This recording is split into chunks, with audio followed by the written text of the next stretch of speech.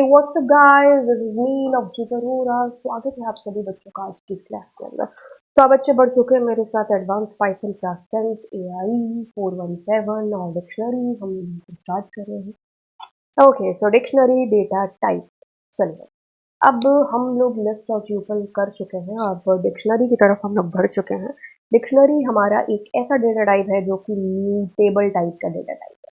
इसके अंदर दो चीजें हैं जो आती हैं, एक तो कीज है और दूसरा वैल्यू है, और बीच में हम कॉलन साइन का यूज है जो बेसिकली करते हैं।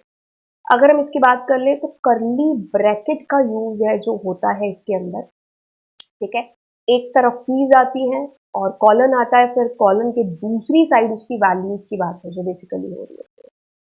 ठीक है, तो ये कंसेप्ट आपको ध्यान रखना है जब भी हम डिक्शनरी के अंदर कीज की बात करते हैं। तो कीज के केस में आपको चीज ध्यान रखनी है कि कीज इसकी क्या है, इम्यूटेबल है। ठीक है, और वैल्यूज क्या हो सकती हैं, म्यूटेबल इम्यूटेबल दोनों में से कुछ भी हो सकती है। ना केवल इसकी कीज इम्यूटेबल होती है बल्कि इसकी कीज जो होती हैं वो यूनिक भी हैं जो होती है। मतलब एक बार जिसको की बना दिया हम उसकी कॉपी नहीं कर सकते हैं। मतलब एक ही नाम से कहने का मतलब है कि आपकी क्लास के अंदर रोल नंबर का जो कंसेप्ट है वही कंसेप्ट कीज के अंदर फॉलो होगा, क्योंकि रोल नंबर सबके यूनिक होते हैं। आपकी क्लास में 10 बच्चे हैं तो 1 to 10 रोल नंबर होंगे, लेकिन उनके जो नाम है वो आप वैल्यूज की तरह ट्रीट कर सकते हो, क्योंकि एक रोल नंबर अगर राम का है तो 5 रोल नंबर भी राम का हो सकता है। तो वैल्यूज आपकी सेम या ना सेम होने से कोई फर्क नहीं पड़ता। ठीक है, म्यूटेबल इम्यूटेबल भी हो सकती है, यूनिक और नॉट यूनिक, मतलब सेम भी हो सकती है, डुप्लीकेट भी हो सकती है। तो अभी तक आपको क्या चीज समझ में आती है कि डिक्शनरी एक डेटा टाइप है जो कि म्यूटेबल टाइप का डेटा टाइप है। ठीक है, ओके। अब इसको मैपिंग भी बोला जाता है, क्योंकि इसमें कोई इंडेक्स विंडेक्स होते नहीं है आपके पास में। करली ब्रैकेट्स का यूज होता है, करली ब्रैकेट के एक तरफ, मतलब करली ब्रैकेट के अंदर कॉलन यूज होता है, उसकी एक तरफ कीज होती है, दूसरी तरफ उसकी वैल्यूज होती हैं। अब आपको दूसरा कंसेप्ट मैंने बताया कि इसकी जो कीज होती हैं वो स्पेसिफिकली इम्यूटेबल होती हैं और हमेशा यूनिक होती हैं। तो मतलब कीज की बात करेंगे तो फ्लोट, स्ट्रिंग, ट्यूपल, इंटीजर कुछ भी हो सकते हैं। लिस्ट और डिक्शनरी नहीं हो सकती है कभी भी आपकी कीज। लेकिन वैल्यू की बात करें तो वैल्यू में कुछ भी हो सकता है, डुप्लीकेसी भी हो सकती है, यूनिक भी हो सकती है, म्यूटेबल भी हो सकती है, इम्यूटेबल भी हो सकती है। ठीक है, अब सबसे पहले आते हैं डिक्शनरी क्रिएशन के ऊपर कि how we can create a dictionary.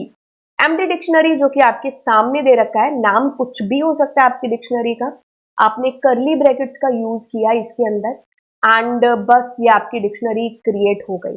तो आपको कैसे पता चला, बिल्कुल एज यूजुअल जो पिछली क्लासेस में हमने टाइप फंक्शन यूज किया था वही फंक्शन हम यहाँ पर यूज करेंगे और आपको पता चल गया दैट इज योर डिक्शनरी। हम DICT फंक्शन से भी अपनी एक खाली डिक्शनरी को क्रिएट कर सकते हैं। ठीक है, वंस हमारी एक खाली डिक्शनरी क्रिएट हो गई, अब हम अपनी डिक्शनरी के अंदर कुछ एलिमेंट्स कीज के साथ में डाल सकते हैं, क्योंकि तो हमारी डिक्शनरी में कोई इंडेक्स होता नहीं है, तो इसमें 0 1 का कोई कंसेप्ट नहीं है। ठीक है, तो 0 1 आपके इंडेक्स आप रखना चाहो तो, मतलब कीज रखना चाहो रख सकते हो, नहीं रखना चाहो बस जो है म्यूटेबल नहीं होंगी कीज आपकी। जैसे मैंने यहाँ कहा A इज इक्वल्स टू 90, तो मैंने कहा यहाँ B इज इक्वल्स टू 98। तो अब अगर मैं आपकी डिक्शनरी को प्रिंट करती हूँ तो that is coming like how. तो आपको इस कंसेप्ट को समझना है कि ये जो A है दैट इज की और ये उसकी वैल्यू है, दिस इज की, this is value, like how this is coming. एक तरफ कीज आ रही है, दूसरी तरफ उनकी वैल्यूज आ रही है। तो आप ऐसे भी क्रिएट कर सकते हो, और अगर आप डायरेक्ट ऐसे लिखना चाहो तो भी आप ऐसे डायरेक्ट लिख सकते हो। एक तरफ कीज है, दूसरी तरफ वैल्यू, की वैल्यू। अब आप इसको बढ़ा सकते हो, तो मैंने कुछ भी दिया की के स्थान पर, जरूरी नहीं है कि आप 0 1 2 3 दो, तुम्हारी मर्जी है, जैसा आपको प्रोग्राम के अंदर जरूरत पड़ रही है आप वैसे इसके साथ ट्वीट कर रहे हो। तो ये पेयर के अंदर आपकी यूज में आती है। ये एक पेयर हो गया, ये दूसरा पेयर हो गया, ये तीसरा पेयर हो गया, ये चौथा पेयर हो गया। ठीक है, अब अगर आपको एक्सेस करना है एलिमेंट्स को, तो if I am writing here 0, तो जब हम ट्यूपल स्ट्रिंग और उसकी लिस्ट की बात कर रहे थे, तो 0 का मतलब था कि शुरुआत वाला एलिमेंट। इसमें इंडेक्सिंग होती नहीं है तो शुरुआत वाला नहीं, तो उसमें देखेगा 0 की है क्या, बस उसकी वैल्यू आपके हाथ में थमा देगा। अब अगर 0 नहीं होती या कोई ऐसा नंबर आपने दिया है जो मौजूद ही नहीं है, तो की नहीं है तो की एरर आपको यहां पर मिल जाएगी कि अरे भाई किस की बात कर रहे हो, तो उसका पता पूछ रहे हो जिसका पता कभी बना ही नहीं। तो 11 नंबर कभी की है ही नहीं, तो फिर क्या प्रिंट होगी। और अगर मान लीजिए 11 नंबर की है, तो ये क्या करेगा, आपको उसकी वैल्यू ला करके प्रिंट कर देगा। ठीक है, तो ये डिक्शनरी का एक क्रिएशन हो गया, जो कि मैं आपको दोबारा बता दूं, दिस इज कॉल्ड खाली डिक्शनरी। आपने खाली डिक्शनरी क्रिएट करके आप उसके अंदर ऐसे एलिमेंट्स भी डाल सकते हो, तो ये सारे के सारे उसकी कीज बन जाएंगे, की 1, की 2 एंड की 3। कॉलन के बाद में this is value, value and value, बीच में हम कॉमा से इन जोड़ों को सेपरेट करते रहेंगे। तो इसमें आपको चीज समझ में आती है की और वैल्यू का पेयर। ये खाली डिक्शनरी आपकी क्रिएट हो गई, इसके बाद आप ऐसे कीज में वैल्यूज भरते जाएंगे। आप ऐसे भी भर सकते हैं, ठीक है, और आप ऐसे भी भर सकते हैं। वैल फंक्शन अभी मत करिए क्योंकि आप क्लास 10th में हैं। एडवांस जो पाइथन होगी वो हम बिल्कुल क्लास 11th के अंदर अगले साल कर रहे होंगे। फिलहाल के लिए आप सुनिए, आप ऐसे भी क्रिएट कर सकते हैं अपनी कीज और वैल्यूज के पेयर को डिक्शनरी के अंदर। यहां पर ये जो कीज है, कीज का कंसेप्ट मैंने आपको बताया, कुछ भी हो सकती है, हमेशा यूनिक होंगी बट, एंड हमेशा इम्यूटेबल होंगी। ठीक है, रोल नंबर जैसे आपकी क्लास में सबके यूनिक होते हैं, कभी बदलते नहीं है, वही कीज का कंसेप्ट है। वैल्यूज के केस में जो है वैल्यूज वो म्यूटेबल दोनों में से कुछ भी हो सकती है, चेंज हो भी सकती है, नहीं भी हो सकती। ठीक है, राइट। तो इस तरीके से आपको इस कंसेप्ट को समझना है। कंसेप्ट हम लोग करने वाले हैं कि कैसे हम एक्सेस कर सकते हैं वैल्यूज को अपनी डिक्शनरी के अंदर। एक तो मैंने आपको ये कंसेप्ट बताया, how we can access it. हमें यहाँ पर उस की का नाम लिखना होगा जिसको हमें एक्सेस करना है। छोटा ए बड़ा ए पाइथन के लिए दोनों अलग है, this Python is case sensitive. So capital A है तो आप कैपिटल ए ही दे रहे होंगे, तो उसकी वैल्यू आपके पास में एक्सेस होकर के आ गई। ये एक तरीका है। अब दूसरा तरीका है यहाँ पर कि आप गेट नामक एक फंक्शन है जिसका आप यूज कर सकते हैं। कुछ नहीं, उससे भी सेम चीज आपको मिलने वाली है। ठीक है, अब मैं यहाँ पर कुछ भी, जो भी मैं की का नाम लिखूंगी उसकी वैल्यू मेरे पास बेसिकली आ जाएगी। ठीक है, तो मैंने 0 दिया तो आपके पास ये आ गया 67। हाँ, आप कह लो कि भाई इसमें मेरे को 10 को एक्सेस करना है क्योंकि तो वो है नहीं, तो ये आपको नन रिटर्न है जो करने वाला है। ठीक है, इस केस में आपको एरर नहीं आएगी, की एरर नहीं आएगी, आपको नन आएगा। लेकिन आप चाहते हो कि आपको नन ना आए, तो मैं यहाँ पर एक यूजर को मैसेज दे दूंगी नॉट फाउंड। तो ऐसे केस में नन ना आकर के नॉट फाउंड आएगा, उस केस में जब आपने ऐसी की दे दी हो जो मौजूद नहीं है। ठीक है, हाँ, वैल्यू तो है आपके पास 10, की नहीं है, और हम वैल्यू को की से ही एक्सेस कर सकते हैं। ये ठीक वही कंसेप्ट है कि आपको घर के अंदर जाना है तो आपको ताला खोलना पड़ेगा पहले। तो ये वैल्यूज आपकी बड़ी सुरक्षित हैं, 10, 99, 67, 89। आप इनको डायरेक्ट एक्सेस नहीं कर सकते। You will be able to access it through the keys only. तो 90 अब मैंने यहां पर लिखा, we don't have 90, in that case I will be finding there this message. But let suppose कि आपके पास वो की मौजूद होती है। ठीक है, उस केस में क्या होगा, उस केस में नॉट फाउंड मैसेज नहीं आएगा, उसकी वैल्यू प्रिंट हो जाएगी। ये जो एक्स्ट्रा आपने लिखा है ये तब काम करेगा जब वो पर्टिकुलर की नहीं है। और नॉट ओनली स्ट्रिंग, आप यहां पर कुछ भी दे सकते थे। मैंने 90 दे दिया, मैं डबल ए को एक्सेस करना चाहती हूँ, है ही नहीं डबल ए, तो 90 आएगा ना उस केस के अंदर। तो गेट फंक्शन से आपको एरर नहीं आएगी। आप कुछ भी यहां नहीं डाल रहे, तो उस केस में क्या कर रहा था, none, none is a keyword, तो ये नन दे रहा था। आप नहीं चाह रहे हो नन, नन की जगह, तो आप यहाँ पर मैसेज दे सकते थे। ठीक है, तो इस तरीके से गेट फंक्शन काम करेगा, आप कैसे वैल्यूज को एक्सेस कर सकते हो। अब आपकी बुक के अकॉर्डिंग जो है कि मैं उतना ही बता रही हूँ जितना आपकी बुक के अकॉर्डिंग सफिशिएंट रहेगा। अब मैं आपको बता रही हूँ, इसमें आपके पास दो फंक्शन है, एक तो कीज फंक्शन है, उससे आपको सारी कीज मालूम पड़ जाएंगी। एक और फंक्शन है, कोर्स कीज के साथ वैल्यूज है, तो we have one more function which is values, जैसे आपको सारी वैल्यूज पता चल जाएंगे कि आपके पास ये वैल्यूज है, ठीक है। तो ये हमारे पास कीज वैल्यूज दो फंक्शन है, कीज से कीज एक्सेस होंगे, वैल्यू से वैल्यू को एक्सेस कर सकते हैं। अब अगला कंसेप्ट है कि हम अपनी कीज के अंदर वैल्यूज को और ज्यादा इंसर्ट या अपडेट कैसे कर सकते हैं। ओके, सो जैसे ये मेरी एक डिक्शनरी बनी है, इसके अंदर मैंने लिखा मान लीजिए 90, 90 में मैंने डाल दिया मान लो 89, ठीक है। तो अब मैं इस टी को प्रिंट करती हूँ, तो ये 90 और 89 देखो एट दी एंड जा करके प्रिंट हो गए। ओके, अगर मैं यहाँ पर ऐसा करती हूँ जे और मैंने 90 डाल दिया है ना कुछ भी, तो ये देखो एट दी एंड आपके पास इस तरीके से जाकर के इंसर्ट हो गए। तो एक तो ये तरीका हो गया मैनुअली जाकर के एक एक को इंसर्ट करना। एक तरीका आपके पास में ये हो गया कि मान लीजिए मेरे पास एक और डिक्शनरी है, मैंने कहा नेम और मैंने कुछ भी नाम ले लिया कीज और वैल्यूज का, राइट। तो अब मैं क्या कर रही हूँ यहाँ पर टी डॉट अपडेट फंक्शन का यूज करूंगी T2, ठीक है। तो अब टी के अंदर T2 एक तरीके से जुड़ गया है जाकर के अपडेट हो गया, तो वो लास्ट में देखो आपके इस तरीके से इंसर्ट हो जाएगा। अगर आप पहले T2 दे करके बाद में T1 करते तो मतलब टी करते तो T2 में अपडेट हो रहा होता, तो जो आपने अपडेट से पहले लिखा ना उसमें ये वाली डिक्शनरी जाकर के चिपक जाएगी एक तरीके से, ठीक है। अब इसमें एक और कंसेप्ट मैं आपको बता दूं, अपडेट्स के अंदर ही बता देती हूँ।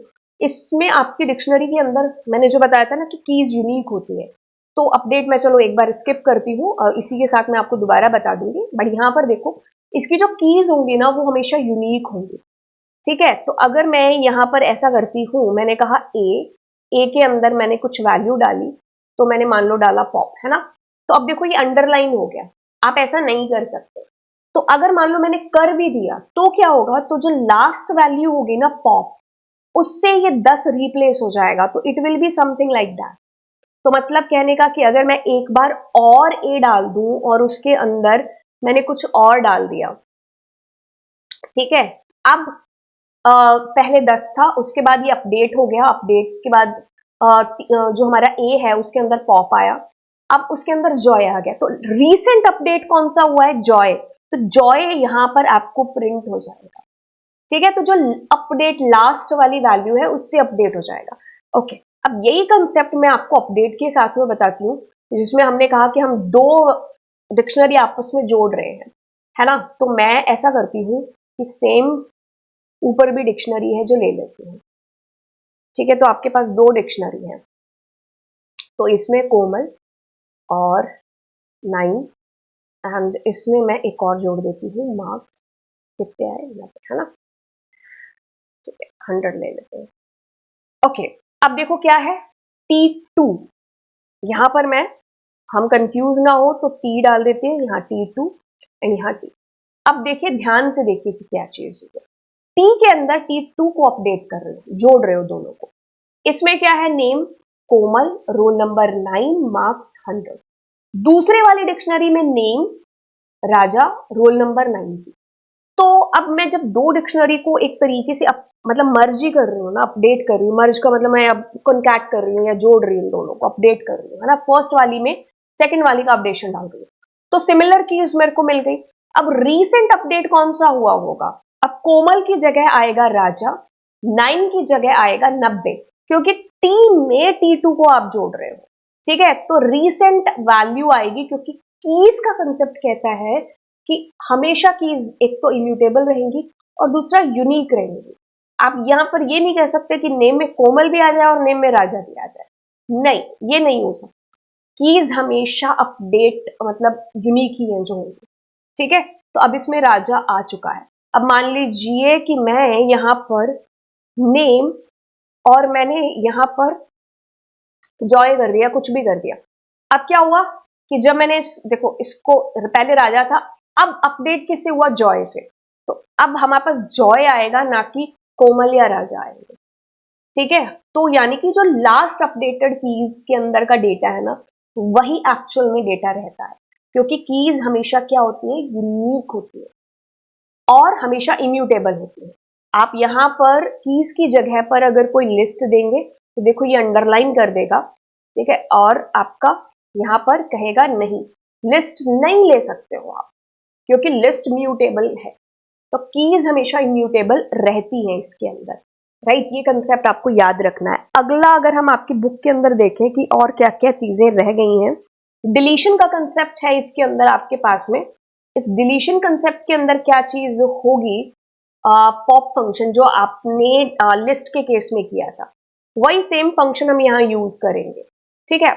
लिस्ट के केस में जब हम इस पॉप फंक्शन को यूज कर रहे थे, तो मैं थोड़ा सा याद दिला दूं, जैसे ये था आपके पास, अगर आप इसमें कुछ नहीं दे रहे थे तो ये लास्ट वाला एलिमेंट डिलीट कर रहा था, लेकिन अगर आपने इसमें दे दिया 3 तो ये 3 नंबर इंडेक्स पर पड़ी हुई वैल्यू को डिलीट कर रहा था। आप इसमें -3 दे रहे थे तो ये नेगेटिव इंडेक्स की वैल्यू को डिलीट कर रहा था। लेकिन यही कंसेप्ट अगर मैं डिक्शनरी के साथ यूज करती हूँ और मैं इसमें कुछ नहीं डालती हूँ, तो इस केस में ये मेरे को एरर दे देगा। मतलब लिस्ट के केस में तो वो लास्ट एलिमेंट डिलीट कर रहा था, बट इसमें नहीं करेगा, इसमें एरर दे देगा। इसीलिए मुझे इसके अंदर उस स्पेसिफिक की को डालना पड़ेगा जिसको मुझे डिलीट करना है। तो मैंने जैसे कहा कि नेम को डिलीट कर दो, तो अब इसने देखो नेम को डिलीट कर दिया। इट्स अ केस सेंसिटिव, तो आप छोटा बड़ा जो भी आप दोगे तो उसमें फिर आपको एरर आ जाएगी। आप कोई भी ऐसी की का नाम लिखोगे जो मौजूद नहीं है, एरर आएगी। आप इसमें कोमल डालेंगे तो भी एरर आएगी, because Komal is a data, कोई की नहीं है यहाँ पर, तो आपको यहाँ पर की ही देनी पड़ेगी। आप की दोगे तो वो आपकी की डिलीट हो जाएगी, ठीक है। हाँ, इस केस में अगर आप वो डुप्लीकेसी वाला कंसेप्ट भी है जो करते हो तो भी डिलीट होगा डेटा, ठीक है, क्योंकि आप डिलीट कर रहे हो अपने डेटा को। मुझे मार्क्स की जगह नेम देना था यहाँ पर, राइट। सो पॉप फंक्शन से आप डिलीट कर सकते हो।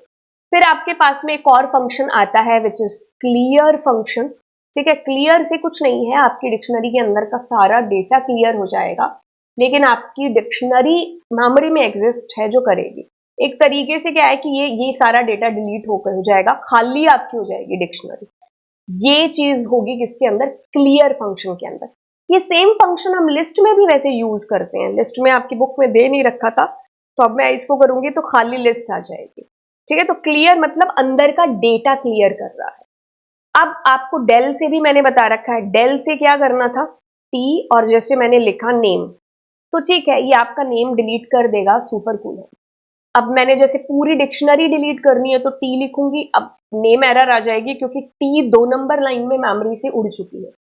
अब आप उसको 3 नंबर में प्रिंट करोगे, बिल्कुल कैसे प्रिंट होगा, है ना। बंदे के जाने के बाद उसको चिट्ठी भेज रहे हो तो कौन पढ़ेगा, वही टी डिलीट हो चुका है। तो अब आप टी का पता पूछ रहे हो तो पाइथन कंफ्यूज होगी, नेम एरर आपको देगी, ठीक है। तो ये डेल कीवर्ड से आप पूरी डिक्शनरी भी डिलीट कर सकते हो, उसके एक एलिमेंट को डिलीट कर सकते हो। पॉप और क्लियर फंक्शन में बता चुकी हूँ। तो ये सारी चीजें थी आपकी डिक्शनरी के अंदर की। जितना कंसेप्ट आपके सिलेबस के अकॉर्डिंग था वो सारा हो चुका है।